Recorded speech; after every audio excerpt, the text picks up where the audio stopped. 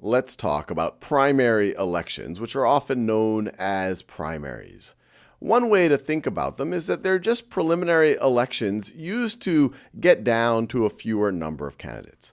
A very simple example would be, let's say there is a congressional seat in your district, and there's 3 folks who are interested in that position who associate themselves with the Democrats. And let's say there's also 3 folks in your district who are interested in running for that position who associate themselves with the Republicans.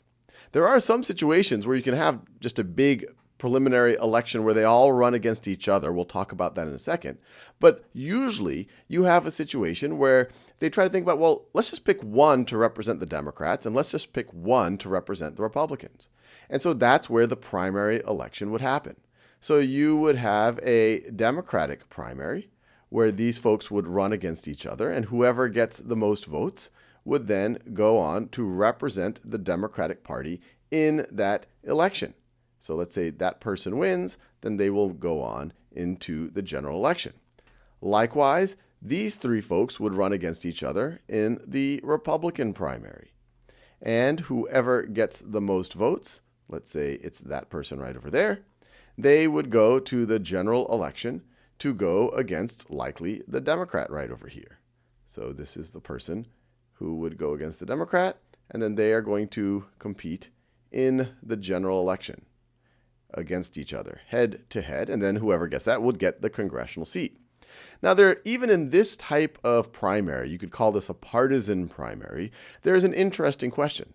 Who votes in this Democratic Party primary? Who votes in that?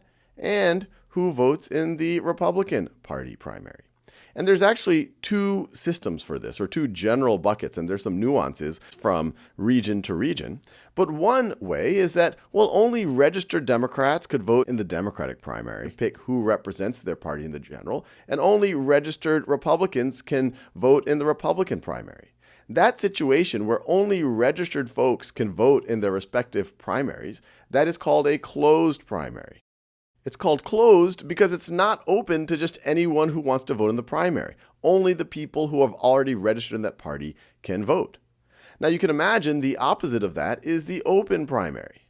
So open primary, where even though these are partisan primaries, you are trying to figure out who's going to represent the Democrats and who's going to represent the Republicans, you can allow people who are either non-affiliated with the party or even people who are affiliated with the other party to vote in your primary. So, for example, in this Democratic primary, there could be, for some reason, folks who feel passionate about this candidate who are actually registered Republicans, but who they want to vote in this primary. Or you could have people who are unaffiliated who would vote in this primary if we are dealing with an open primary. Now, one interesting question is how could the dynamics change if we're dealing with a open versus a closed primary? Well, political scientists like to think a lot about this, and even states like to think about this in terms of what is appropriate, what is most representative, what gives the people of that state kind of the fairest voice in their elections. Now, people who like closed primaries might say, well, look, we're trying to figure out who represents the Democratic Party. It should only be Democrats. We're trying to figure out who represents the Republican Party. It should only be Republicans. Now, criticism of closed primaries might be, well, if you limit who gets to vote in the primary, then these candidates are only going to cater to the base. They're only going to cater to the interests of people in their party. And in particular, they might cater to people who are at the extremes of their party. For example, let's say we have a situation like this. Let's say that this is the population right over here, and people at the right end, these are conservative, and these folks right over here are liberal.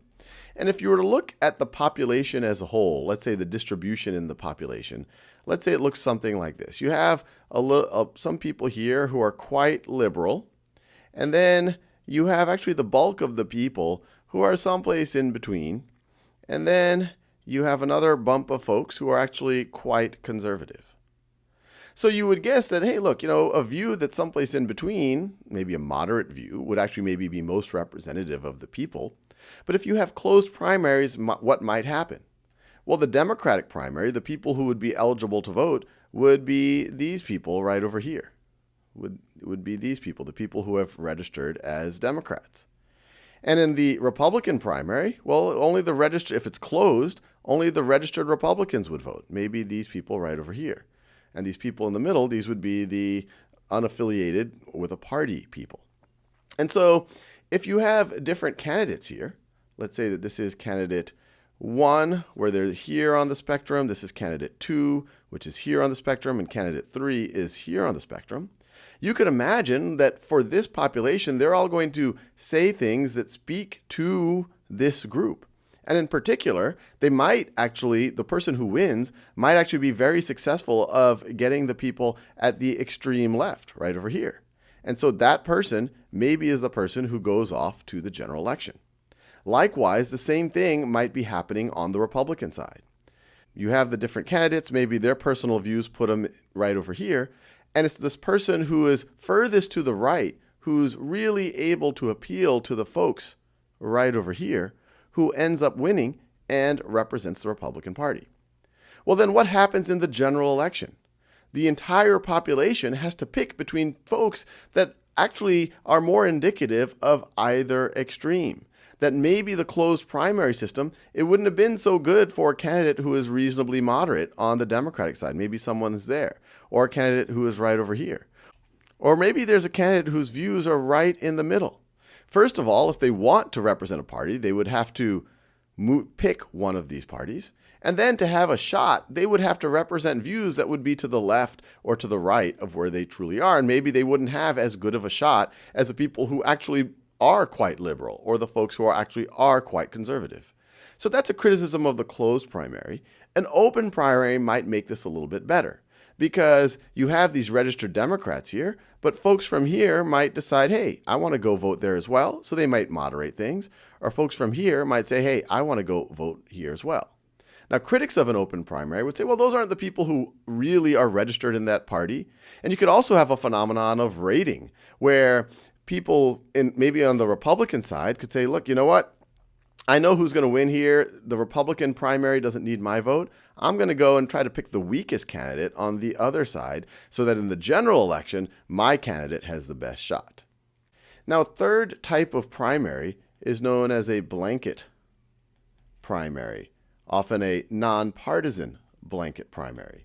In a nonpartisan blanket primary, instead of going through this partisan process, all the candidates here would go into one preliminary election.